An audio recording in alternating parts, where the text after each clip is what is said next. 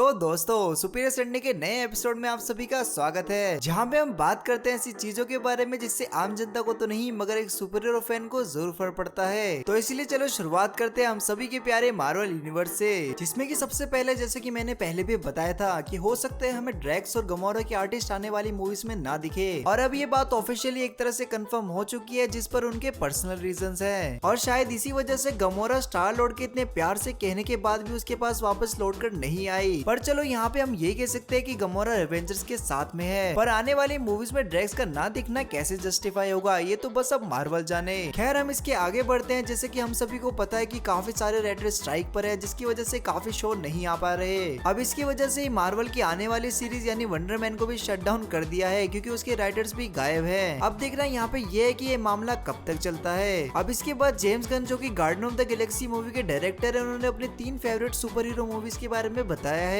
जिसमें कि नंबर 2 पे डेडपूल, नंबर 3 पे सुपरमैन 1978 और नंबर 1 पे स्पाइडरमैन इनटू द वर्ल्ड। वैसे तुम्हारी फेवरेट सुपर हीरो मूवी कौन सी है, नीचे कमेंट में जरूर बताना। इसके बाद जल्दी आने वाली captain America the new world order में से कुछ पिक्चर लीक हुई है, जहाँ पे हमें सैम विल्सन की नई कॉस्ट्यूम देखने के लिए मिली है, और ये कॉस्ट्यूम यहाँ पे बिल्कुल वैसी है जैसे कैप्टन अमेरिका की शुरुआत की मूवीज में थी। और साथ में इस मूवी में हमें सेथ रोलिंस भी दिखने वाले हैं, जो कि रेसलिंग की दुनिया का एक बड़ा नाम है। बाकी मैं उनके कैरेक्टर के बारे में एक डिटेल वीडियो बना दूंगा आने वाली शॉर्ट में। अब मार्वल से एक तगड़ा बंदा जा रहा है, तो एक तगड़े बंदे को तो बुलाना पड़ेगा उसकी कमी को पूरा करने के लिए। पर जोक सपाट अब आगे बढ़ते हैं, जहाँ पे मार्वल ने एक तगड़ा कांड कर दिया है, जहाँ पर उन्होंने स्पाइडरमैन की लेटेस्ट कॉमिक में मिस मार्वल की समाप्ति कर दी है। और सबसे बड़ी दुख की बात यहाँ पे ये है कि उन्होंने मिस मार्वल की ऑफिशियल कॉमिक्स में ये करना जरूरी नहीं समझा। बाकी इस कॉमिक का राइटर कुछ माल फूक के कॉमिक को लिखता है, क्योंकि वो स्पाइडरमैन को खुश नहीं देखना चाहता। इसके बाद हमें बैरन मोर्डो जल्दी ही कमबैक करते हुए दिखेंगे मार्वल मूवीज में, लेकिन वेनम 3 में, और इस बात को ऑफिशियली कंफर्म कर दिया है, बट अभी तक उनके रोल को डिस्क्लोज नहीं किया गया है। अब साथ में एक खुशखबरी है, क्योंकि लोकी सीजन 2 की रिलीज डेट को कंफर्म कर दिया है, जो कि है 8 अक्टूबर। पर अभी तक फिलहाल इस बात पर कोई न्यूज नहीं है कि कैंग का रोल कौन प्ले करेगा, और अगर जोनाथन मेजर उस रोल को वापस प्ले करेंगे तो कैसे। ये सब जैसे ही मुझे पता चलता है तो मैं जल्दी से तुम्हें बता दूंगा। इसके बाद एक रिपोर्ट सामने आई है, जिसमें बताया गया है कि डेडपूल 3 में हमें ये सारे एक्समैन देखने के लिए मिलेंगे, जिसमें कि मैं सबसे ज्यादा एक्साइटेड हूँ यूमिको के लिए। अब साथ में क्या हाई एवोल्यूशनरी किसी तरह से गार्डियन ऑफ द गैलेक्सी 3 की एंडिंग में बच निकला, क्योंकि इस पर लुइजी जो किसी के एक्टर है, उन्होंने बताया कि किसी ने उनको वहाँ पे मरते हुए नहीं देखा और ना ही रॉकेट ने उनको शूट किया। तो देयर इज अ चांसेस कि वो वहाँ से बच निकले और वो आगे हमें एक बड़े रोल में दिख सकते हैं। अब इस पर मेरी एक पर्सनल थ्योरी है कि अगर जोनाथन मेजर कैंग के रोल के लिए वापस नहीं आ पाए तो हाई एवोल्यूशनरी एक बेटर बैकअप होगा वहाँ पर, क्योंकि वो एक परफेक्ट जालिम इंसान है कैंग के वेरिएंट के रूप में। बाकी इस पर तुम्हारा क्या सोचना है, क्या ऐसा हो सकता है, नीचे कमेंट में बताना।